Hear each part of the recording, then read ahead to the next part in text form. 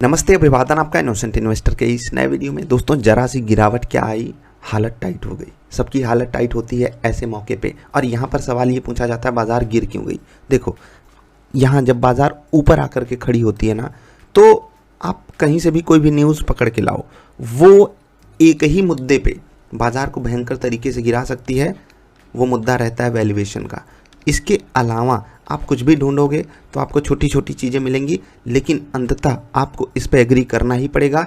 अगर valuations attractive नहीं होते हैं तो जरा सी भी कोई नेगेटिव न्यूज़ आती है, वो बाज़ार को भयंकर तरीके से गिरा देती है। अच्छा हुआ आज प्राइवेट बैंक्स नहीं गिरे हैं, ठीक है, अदरवाइज़ ये गिरावट और भी भयानक हो सकती थी। ठीक है, अभी 0.25% के आसपास मेन इंडेक्स हमारा डाउन है, लेकिन अगर अदर इंडेक्सेस की बात करें वहाँ पर भयंकर बिकवाली है। आपको मैं FIDI का डेटा दिखा देता हूँ। वहाँ से हमारे पास कोई नेगेटिव सेंटीमेंट बन के ही नहीं आया है। 2538 करोड़ की खरीदारी यहाँ पर हुई थी, 73 करोड़ की खरीदारी यहाँ पर हुई थी। यहाँ पर का मतलब ये FIIs हैं और ये DIIs हैं। पैसा डाला इन लोगों ने, निकाला नहीं है पिछले ट्रेडिंग सेशन में। आज जो गिरावट आई, देखो ग्लोबल मार्केट्स से हम तो बिल्कुल कनेक्टेड ही हैं। वहाँ पर चीज़ें ऐसी बुरी नहीं हो गई कि हम इतना ज़्यादा गिर जाएं। खासकर छोटे स्टॉक्स जो हमारे यहाँ गिर रहे हैं ना, वही बात है, सिर्फ वैल्यूएशन का कंसर्न है। छोटे स्टॉक्स का गिरना ही ये सजेशन देता है कि हाँ भैया वहाँ पर बिकवाली हो रही है। सिर्फ एक चीज़ पॉजिटिव है, वो है वोलेटिलिटी। अदरवाइज़ आप देखोगे बड़े बड़े इंडेक्सेस आज धराशायी हो गए हैं, जैसे कि निफ्टी नेक्स्ट 50 4% की यहाँ पर गिरावट है। अदानी ग्रुप यहाँ पर बहुत बुरी तरीके से चोट दे रहा है। बाकी निफ्टी 100 देखो 2% नीचे, Nifty 200 2.5%, Nifty 500 0.3%, Nifty mid cap 4%, Nifty mid cap 100 4.5%, Nifty small cap 5.25%। देख रहे हैं, मिड कैप की तो हालत टाइट है, स्मॉल कैप की उससे भी ज़्यादा हालत टाइट हो गई। तो ये हाल है आज बाज़ार में। भयंकर अपॉर्चुनिटीज़ आपके लिए बन करके आई हैं। भयंकर क्यों बोल रहा हूँ, क्योंकि यहाँ पर वही लोग पार्टिसिपेट करना चाहेंगे जो सच में रिस्क टेकर्स हैं। तो देखते हैं आप कितना ज़्यादा रिस्क ले सकते हो। एक बार निफ्टी का चार्ट देखेंगे, ठीक, तो 21,960 के आसपास बाज़ार ट्रेड कर रही है। मैं आपको दो लेवल्स आज बता देता हूँ, बहुत ध्यान से देखिएगा। बाज़ार को 22,024 के ऊपर टिकना ज़रूरी है। अगर बाज़ार इसके ऊपर नहीं टिकती है तो टेक्निकली बाज़ार में कमज़ोरी आएगी। और ये जो मैं बात बोल रहा हूँ, ये टेक्निकल इंडिकेटर्स के हिसाब से ही बोल रहा हूँ, टेक्निकल कैलकुलेशन के ही हिसाब से बोल रहा हूँ। इसके ऊपर आप बाज़ार को क्लोज़ करवा दो, अगले दिन मार्केट में आपको रिकवरी देखने को मिल सकती है। इसके चांसेस बहुत ज़्यादा रहेंगे। क्यों ज़्यादा रहेंगे? ग्लोबल मार्केट से बस कोई नेगेटिव न्यूज़ मत ला के दे देना, ठीक है। अगर हम बिल्कुल अपने सेंटिमेंट्स पे चलेंगे, इसके ऊपर की क्लोजिंग रहेगी, सही रहेगा। इसके नीचे की क्लोजिंग बिल्कुल भी मुझे पसंद नहीं आएगी। टेक्निकली हम कमज़ोर रहेंगे। अगर हम थोड़ा सा लंबा ट्रेंड देखें टेक्निकली कमज़ोरी का, तो वो अभी दूर है, 21,680 के आसपास, 21,680 21680। इसके नीचे वो टेक्निकल कमजोरी जो थोड़े से लंबे टाइम फ्रेम पे आती है वो आएगी। ये दो लेवल्स आपको देखना है, शॉर्ट टर्म ये, थोड़ा सा लॉन्ग टर्म जिनको देखना है वो ये। इन दो लेवल्स पे आपको फोकस रखना है। बाकी कुछ स्टॉक्स डिस्कस कर लेते हैं। ध्यान से देखिएगा वीडियो। जिनको सिर्फ कारण जानना था, देखो यार, आप कारण ढूंढोगे तो बहुत कारण आपको मिलेंगे। बाकी मैं आपसे यही रिक्वेस्ट करूँगा, नॉलेज पे फोकस करो। और जो भी लोग हवाबाजी में उड़ते थे, वो कहते थे नहीं सर इश्क किया तो डरना क्या, हम इश्क करते हैं, हमें परवाह नहीं, हम करियर की चिंता नहीं करते हैं, हमें सिर्फ इश्क करना होता है, हम पढ़ाई लिखाई में कुछ खास ध्यान देते नहीं हैं। तो भाई आज आपको समझ में आ गया होगा कि ज्ञान की कितनी वैल्यू होती है। इश्क करोगे तो बहुत बुरी तरीके से मारे जाओगे, खासकर गलत समय पे, ठीक। CPSE ETF देखिए भाई साहब, ये ETF है, यानी कि म्यूचुअल फंड आप इसको मान लो, एक्सचेंज ट्रेडेड फंड है, ये म्यूचुअल फंड है। यहाँ पर कई सारे स्टॉक्स एक साथ कंबाइंड रूप में, कलेक्टेड रूप में रहते हैं। उसके बाद ये आपको 7% नीचे मिल रहा है।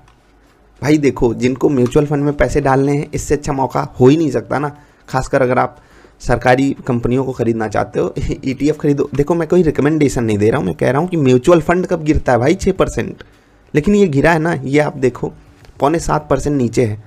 अब आप कहोगे सर ये तो बहुत ऊपर चला गया था, तो भाई यहाँ पर भी खरीदने वाले बहादुर शेरशाह सूरी के वंशज आए थे जो बोले नहीं हम CPSE ETF को 80 पे खरीद लेंगे। तो अब उनके लिए बेटर अपॉर्चुनिटीज़ है ना। आपके लिक्विड फंड का पैसा कहाँ गया, आपकी स्मार्ट SIP कहाँ गई, यही तो समझाता हूँ। स्मार्ट SIP, स्मार्ट स्पेलिंग भी गलत हो जा रही है, SIP, ये कहाँ गई आपकी? उसका पैसा लाओ ना 20-30%। मैं सिर्फ बता रहा हूँ, एक सलाह दे रहा हूँ, बाकी आपकी पर्सनल चॉइस होगी, आपके फाइनेंशियल एडवाइजर की सलाह होगी कि आप पैसा कहाँ डालते हो। मैं सिर्फ एक बात बता रहा हूँ कि अपॉर्चुनिटीज़ ऐसे ढूंढी जाती हैं और इसके लिए थोड़ा सा ही इंतज़ार करना पड़ता है। ऐसा नहीं कि आप इंतज़ार करोगे तो आपको अपॉर्चुनिटी ही नहीं देगी, बाज़ार देती है, इतना समझो देती है। और अभी तो ये शुरुआत हो सकती है, क्योंकि हम अगर सिर्फ टेक्निकल्स को देखें तो चांसेस यही है ना कि बाज़ार जो मैंने आपको लेवल बताया उसके नीचे ही क्लोज दे जाए, और हो सकता है जो मेन लेवल है वो भी तोड़ दे। देखो कुछ भी हो सकता है, लेकिन ज़्यादा चांसेस क्या है वो आपको पता है। बाज़ार टेक्निकली बहुत ही स्ट्रांग है, नीचे से उसका जो पैटर्न बन के आ रहा है बहुत बढ़िया है, लेकिन सामने सेलर्स भी तो आपके सामने खड़े हैं ना, इतने दिन से वो लालायित हैं कि हमारी तरफ भी बाज़ार चले, तो कुछ भी हो सकता है।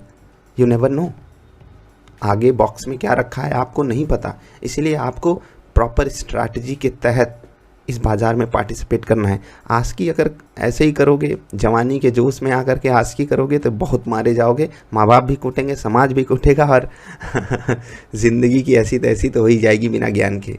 ठीक, तो चलिए आगे बढ़ते हैं। राइट्स की बात करें तो ये भाई साहब जब भाग रहा था, और अफसोस यही होता है यार, सवाल पूछने वाले जब यहाँ के लोग होते हैं ना तो सच में बहुत अफसोस होता है भाई।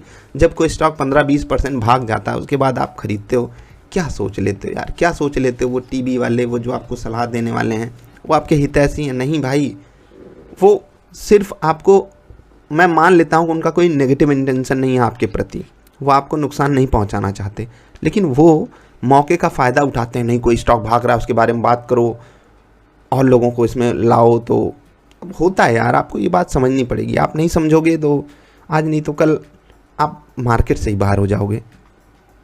इतनी बात तो समझने की कोशिश कर ही लिया करो ना कि नहीं यार ये हो ही नहीं सकता, अगर मैं इसमें पार्टिसिपेट नहीं कर पाया अब मैं नहीं करूँगा। भाग जाए वो 200, 2000, 2 लाख% भाग जाए, आई डोंट केयर, मुझे उसमें नहीं घुसना है, क्योंकि वो मेरे पैटर्न पे सेट नहीं बैठ रहा है। अपने पैटर्न्स पे आपको स्टिक करना आना चाहिए, नहीं करोगे तो फिर वही होता है जो आज हुआ है भाई। 16-17% वो डाउन है। अब कोई स्टॉक 500 चला गया, वहाँ से 16% डाउन है तो 80 है, ठीक है, और 400 पे है, वो 16% ऊपर होगा तो 64 रुपये ऊपर जाएगा। फिर भी आप देख रहे हो यहाँ से 16 रुपये का अंतर है, छोटी बात नहीं होती है, 16 रुपये का अंतर है। उतना ही अगर वो गिर गया, उतना ही अगर भागा नीचे से, तो ये सब चीज़ें आपको ध्यान देनी होती हैं यार। ठीक, तो आगे बढ़ते हैं, सेंट्रल बैंक की बात करते हैं। और ये स्टॉक्स वो हैं जिन पे सवाल आए हैं। सेंट्रल बैंक, सरकारी बैंक है 10% नीचे है, सरकारी बैंक है लगभग 9-10% नीचे है। इसमें क्या करना है, क्या अपॉर्चुनिटी आपको तलाशनी चाहिए? देखो इससे बेटर सरकारी स्टॉक्स खासकर बैंकिंग में आपके सामने अवेलेबल है। तो अगर आप सिर्फ यहाँ अपॉर्चुनिटी तलाश रहे हो तो मेरे हिसाब से टेक्निकल बेस पे ही तलाशना, फंडामेंटली इससे बेटर स्टॉक्स अवेलेबल हैं। बाकी देखने में इसका नाम सेंट्रल बैंक, ओह केंद्रीय बैंक, ऐसा तो बहुत अच्छा लग सकता है, बाकी आपकी अपनी चॉइस। IGL के बारे में बात करेंगे, ये वापस 400 के आसपास आकर के खड़ा हो गया है। देखो इसमें तकलीफ़ है, और आप कहोगे कि सर आपने भी तो इस स्टॉक के बारे में बहुत बात की थी, तो देखो यार 460 गया, उसके बाद न्यूज़ आएगी, नेगेटिव सेंटिमेंट्स बनेंगे, तो कहाँ क्या चीज़ हो जाए, what's in the box we never know. मुझे भी नहीं पता होता यार, किसी को नहीं पता होता, इतना तो एक्सेप्ट करो ना। मैं वीडियो बना रहा हूँ इसका मतलब ये थोड़ी मुझे पता है बातें, नहीं, मैं आपको जो लेवल बता रहा हूँ, मैं आपको जो स्टॉक बता रहा हूँ, वो सिर्फ प्रीवियस पैटर्न को एनालाइज करके जो टेक्निकल इंडिकेटर्स होते हैं वो जो सलाह देते हैं मैं वो आपको बताता हूँ। जो स्टॉक्स आपकी रडार पे होने चाहिए उनके बारे में बात करता हूँ। देखो प्राइवेट बैंक्स के बारे में मैं बात कर रहा था। आज इस क्राइसिस में अगर वो बाज़ार को नहीं संभाले होते, बाज़ार और भयानक गिरी होती, ठीक है, और वो स्टॉक्स ऊपर हैं आज। कोटक देखो, ICICI देखो, HDFC भी बिल्कुल नहीं गिरा है, एज ऑफ नाउ तो बिल्कुल भी नहीं गिरा है। आगे बढ़ते हैं, एक है टाटा टेक, इस पे सवाल आया है। हाँ, मैं उन्हीं स्टॉक्स को ले रहा हूँ जिस पे सवाल हैं, 8 ही 10 सवाल आते हैं, लेकिन वो झकझोर देते हैं ना, वो देखने लायक सवाल होते हैं। मैं हमेशा आपको बोला हूँ IPO में अगर आपको लिस्टिंग गेन हो रहा है एग्जिट, IPO में अगर आपको एक लिस्टिंग गेन हो रहा है 25-30% का एग्जिट, या फिर आपका लॉन्ग टर्म 5 से 7 साल का हो। इसके भाई देखो इरेडा जैसे भी IPOs आएंगे, लेकिन आपको अगर IPO मिला एग्जिट कर जाओ ना, उसके बाद खरीदना है अगर, तो टेक्निकल चार्ट्स पे खरीदो, मत जाओ मत घुसो और रुके रहोगे कि मुझे वापस 1300 चाहिए, 1400 चाहिए। वो हो चुका। आप जाकर के पैटर्न्स देख लो पीछे कैसे रहे हैं। इक्का दुक्का अगर छोड़ दिया जाए तो बहुत रेयर चांसेस होते हैं कि इतनी जल्दी आपको रिटर्न मिल जाए। मैं ये नहीं कह रहा हूँ ये 1400 पार नहीं करेगा, लेकिन टाइम लेगा ना भाई, टाइम लेगा। है टाइम आपके पास? नहीं है, इसीलिए आपके सवाल हैं। टाइम नहीं है आपके पास। सो मेक अ स्ट्रैटेजी, चाहे वो IPO की हो, चाहे वो मिड कैप की हो, स्मॉल कैप की हो, लार्ज कैप की हो, कहीं भी हो। आप कहीं पर भी एंट्री ले रहे हो तो देखो कि मेरा डाइवर्सिफिकेशन किस लेवल का है। बहुत ज़्यादा डाइवर्सिफाई भी मत कर दो कि एक साथ 15 स्टॉक खरीद लिए और पोर्टफोलियो में है 2 लाख रुपए। अब 2 लाख का यहाँ पर अगर आप खरीद लोगे तो क्या ही डाले यार, मतलब क्या, कुछ है नहीं।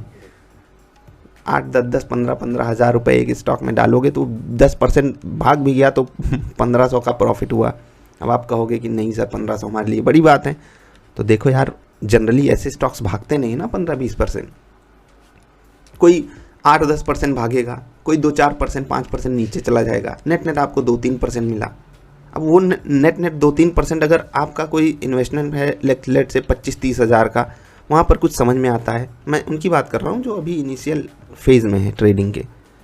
तो अगर आप इनिशियल फेज़ में हो तो मजबूरी है आपकी कि आपको डाइवर्सिफिकेशन कम करना पड़ेगा। मैं आपको ये बिल्कुल नहीं कह रहा हूँ बिल्कुल मत करो डाइवर्सिफिकेशन। बाकी आप ये भी मान लो कि भैया मैं आपका फाइनेंशियल एडवाइज़र नहीं हूँ, तो सलाह फाइनेंशियल एडवाइज़र से ही लीजिएगा। मैं सिर्फ एक सलाह के रूप में आपसे बातें बता रहा हूँ, ठीक। तो आगे बढ़ते हैं। टाटा टेक की बात हो गई।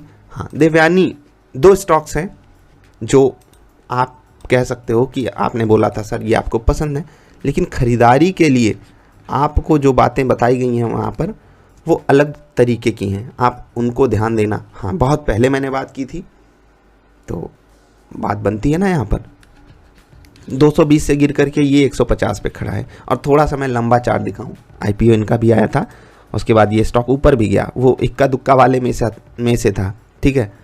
तो देखो ये स्टॉक नीचे गिरा, नीचे आया, उसके बाद भाग गया ऊपर। अभी देखो कहाँ है, ये 200 गया था, यहाँ पर दिख रहा है, ये लगभग 200 गया था, घूमता रहा, फिर 230-40 गया, फिर घूमता रहा, अभी फिर 150 पे खड़ा है यहाँ पर इसकी लिस्टिंग हुई थी। तो इस स्टॉक को अगर आपको बाइंग के रूप में मतलब तलाशना है तो मेरे हिसाब से अभी और थोड़ा सा रुक जाओ। देखो ये यहाँ पर ये जो इसकी जोन है, थोड़ा सा गलत बन गया ये, फिर से बता रहा हूँ, ये जो इसकी जोन है, देखो यहाँ पर ये सपोर्ट लेना चाहता है या नहीं। इन केस ये 140 के आसपास समय बिताता है और फिर वहाँ से आपको कुछ बाइंग देता है। अब बाइंग किस पे हो सकती है? 22 EM में ही आप देख लो, 22 EM में 3 घंटे की कैंडल पे लगा के देखना, देखो आपको मज़ा आता है या नहीं। 22 EM में 3 घंटे की कैंडल, पिछली वीडियो है 22 EM में पे, देखना क्या आपको ये अपॉर्चुनिटी दे सकता है, तभी लेना। अभी ऐसे गिरते हुए बाज़ार में सलाह नहीं है किसी भी स्टॉक में घुस जाने की। हाँ ऐसे मौक़ों पे आपका जो रडार है वो एक्टिवेट हो जाना चाहिए, ठीक है। टू टू टू टू करके आवाज़ आनी चाहिए, हाँ टू ये भी है, ये भी है, ये भी है, ये भी है। और उसमें से मान लो 10 आ गए रडार पे, उसमें से 5-6 को तो आप ऐसे शक्ल देखो और बोलो इसकी शक्ल अच्छी नहीं लग रही, हटाओ शक्ल अच्छी नहीं लग रही है, इससे कुछ और मतलब है मेरा, बुरा मत मानिएगा। बाकी एक और स्टॉक है टेक्नो इंजीनियरिंग, हाँ इसकी भी बात मैंने की थी और ये स्टॉक भागा भी है यार, भागा भी है। छोटा स्टॉक है, मतलब स्मॉल कैप की बात मैं कर रहा हूँ। और जो भी लोग लगभग 2 साल पहले से देख रहे हैं, और देखना ही पड़ेगा, मजबूरी है देखना ही पड़ेगा। देखो बहुत कम ऐसे लोग हैं जो लंबे समय तक साथ में टिकते हैं, लेकिन मैं उनको एक वादा कर सकता हूँ कि भैया आपका साथ रहना वर्थ इट रहेगा, ठीक है। और ख़ासकर नए फाइनेंशियल ईयर से वर्थ इट और ज़्यादा हो जाएगा, तो बने रहिए। मुझे उम्मीद भी नहीं है ज़्यादा लोगों से, बहुत कम लोगों से उम्मीद है, लेकिन जिनसे है वो उम्मीद बड़ी कमाल की है। टेक्नो इंजीनियरिंग सही, बहुत सही जगह पे हम लोगों ने बाइंग करी थी इसमें, बहुत सही जगह पे। और कैसे करी थी? टेक्निकली हमने चीज़ें देखी थी, फंडामेंटली हमने चीज़ें देखी थी, और इसीलिए इसमें पार्टिसिपेट करने में मज़ा भी आया। अभी ये स्टॉक गिर रहा है, आज भयंकर गिरावट आई है, ऊपर के लेवल से ये फिसल रहा है। और अगर हम दूर से टेक्निकल चार्ट्स को देखें, जैसे आज की गिरावट अगर हम हटा दें 10% की, इससे पहले इसके पास जो सपोर्ट था वो बहुत क्रूशियल था इसके लिए, और उसको इसने बिल्कुल भी सम्मान दिया नहीं, ठीक है। सपोर्ट की मैं बात कर रहा हूँ, ये वाला लेवल था, ठीक है, यहाँ पर, यहाँ पर, यहाँ पर। इसको इसने आज अच्छे से तोड़ दिया डिसाइसिवली। अब इसके लिए जो नेक्स्ट सपोर्ट आ रहा है कैलकुलेशन बेसिस पे वो आ रहा है 571 का, 571 का, जो कि आएगा लगभग यहाँ, इससे थोड़ा सा ऊपर है। यानी कि अगर हम इस जगह को भी एनालाइज करें, इसको और इस लेवल को अगर हम एनालाइज करें, ये कैलकुलेशन बेसिस पे आप पिवट और फिबोनाची को देख लीजिएगा, और इस लेवल को अगर हम देखें तो 560 से 570 के बीच में एक क्रूशियल सपोर्ट है। अगर ये यहाँ तक आता है तो एक बार फिर से रडार एक्टिवेट हो जानी चाहिए। इसके ऊपर भी देखेंगे कि क्या करना है इसके साथ। एक और स्टॉक है SBI कार्ड, इस पर भी काफ़ी सवाल आते हैं। आपको कारण ढूंढने ना, देखो मैं आपको 3 स्टॉक्स दे रहा हूँ, टेक्नो इंजीनियरिंग हटा दो, लेकिन देवयानी और SBI कार्ड में आपको रिसर्च करनी चाहिए कि ये स्टॉक्स क्यों गिर रहे हैं, खासकर SBI कार्ड, और क्या अपॉर्चुनिटीज़ हैं इसको लेकर के। क्रेडिट कार्ड पेनिट्रेशन इंडिया में कितना है? HDFC के बाद SBI कार्ड ही है जो सबसे बड़ा कार्ड इशू करता है क्रेडिट में। और उसके बाद क्रेडिट कार्ड की अपॉर्चुनिटी कितनी बड़ी है? हाँ, अभी RBI की एक गाइडलाइन आई है क्रेडिट कार्ड को लेकर के कि अब आप जो आपके पार्टनर्स हैं, जैसे कि वीज़ा हो गए, मास्टर कार्ड हो गए, रुपे हो गए, ठीक है, तो ये आप कस्टमर को एज अ चॉइस के रूप में प्रोवाइड करोगे कि आप क्या चूज़ करना चाहते हो, वीज़ा, मास्टर कार्ड या रुपे। जिनको ना पता हो मैं आपको बता दूं, अब रुपे कार्ड जो है आपके फ़ोन से डायरेक्टली कनेक्ट हो जाता है और आप किसी भी दुकान को स्कैन एंड पे कर सकते हो अपने रुपे क्रेडिट कार्ड से। यानी कि आपके बैंक से वो पैसा नहीं कटेगा, आपके क्रेडिट कार्ड से कटेगा और आप उसको मंथ एंड में सेटल कर सकते हो। ऑसम ना? तो ये रुपे कार्ड की फैसिलिटी है और RBI ने ऐसा इसीलिए किया है कि लोग चूज़ कर सके। तो ज़्यादातर लोग जब रुपे चूज़ करेंगे तो मेक इन इंडिया चूज़ करेंगे, जो कि अपने देश के लिए अच्छी बात है। वीज़ा और मास्टर कार्ड से जो टाई अप है वो तोड़ना पड़ेगा बहुत सारी कंपनियों को। ये इनके लिए अच्छी बात इसलिए नहीं है क्योंकि ये सरकारी है, ये ज़्यादा कमीशन देगी नहीं इन कंपनियों को, तो मे बी एक नेगेटिव सेंटिमेंट बनाता है। लेकिन लॉन्ग टर्म स्टोरी मुझे पसंद है, खासकर क्रेडिट कार्ड्स की, खासकर बैंक्स की, ये सब, और लाइफ इंश्योरेंस की, ये सब। मतलब आप सोचो 2047 तक सरकार का क्या टारगेट है, सबको इंश्योरेंस देना है। विकसित भारत याद है? और ऐसे नहीं हो जाता है विकसित भारत बिना इंश्योरेंस के। तो सोचो, ऐसे ही आपको स्ट्रैटेजी सोचनी पड़ेंगी। अंत में मैं आपसे यही कहना चाहूँगा कि वीडियो पसंद आई तो लाइक करना, और मेरी कोई रिकमेंडेशन किसी भी स्टॉक को लेकर के नहीं है। मैं सिर्फ एजुकेशन को प्रमोट करना चाहता हूँ, सिर्फ और सिर्फ education, core education, core education. बाकी आज की करनी है तो आप करते रहो, मैं कुछ नहीं कर सकता। हाँ, अभी के लिए इतना ही। वीडियो पसंद आई तो लाइक कर देना। और भी बहुत सारे स्टॉक्स हैं जिन पे आप सवाल पूछना चाहते हो, और मैं खुशी महसूस करता हूं जब टीम मेंबर्स आपके सवाल हम तक पहुंचाते हैं कि इस स्टॉक में आपका डिस्कशन लोग चाह रहे हैं, तो आप भी भेज सकते हो। विजिट करो क्या innocentinvestor.in, थोड़ा सा नीचे आओगे तो सेंड योर मैसेज आएगा, नाम, ईमेल आईडी और अपना मैसेज लिखो और क्लिक करो सेंड पे। आपका मैसेज आ जाएगा और हम उस पर डिस्कशन भी करेंगे, ठीक है। तो अभी के लिए इतना ही। वीडियो पसंद आई तो लाइक कर देना। जल्दी मिलते हैं, नमस्कार।